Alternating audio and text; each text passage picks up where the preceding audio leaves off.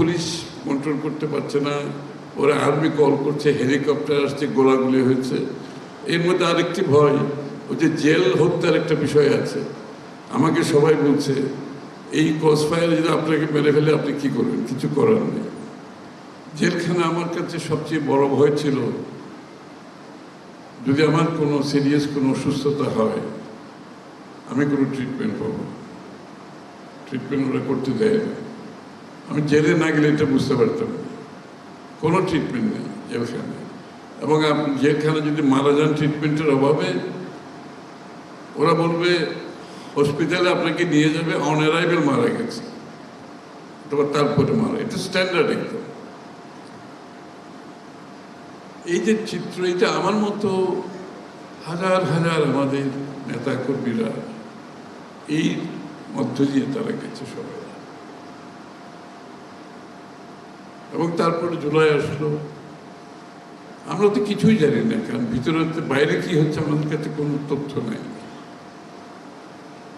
যেদিন শেখ হাসিনা চলে যাবে সেদিন জেলখানার একজন লোক এসে আমাকে বলল, স্যার শেখ হাসিনা বোধহয় পালিয়ে যাচ্ছে। আমার কাছে বলে কি শব্দের মতো ব্যাপার, কি পালিয়ে যাচ্ছে।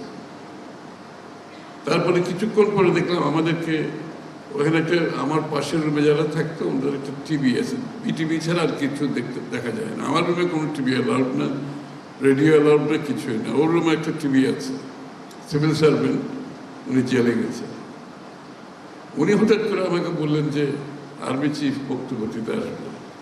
তখন আমি বুঝতে পেরেছি আর্মি যে বক্তৃতা দেওয়ার অর্থ হচ্ছে ঘটনাটা সত্যি।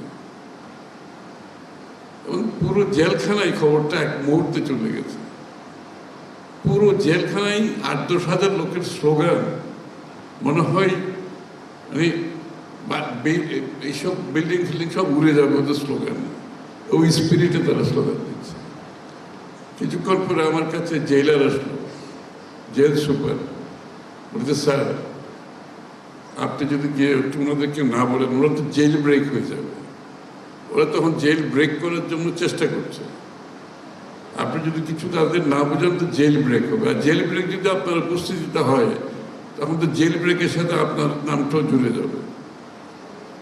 তখন ওরা আমাকে একটা মাইক্রোফোন দিল, প্রত্যেকটা বিল্ডিংয়ের সামনে গিয়ে তাদেরকে বলছি আপনারা চিন্তা করার কিছু নাই, জেল ব্রেক করার প্রয়োজন নেই, ইনশাআল্লাহ ফেসিস চলে যাচ্ছে, আমরা সবাই একসাথে জেল থেকে বের হব। আমি আপনাদেরকে ছেড়ে একা বের হব না, আমরা সবাই একসাথে বের হব।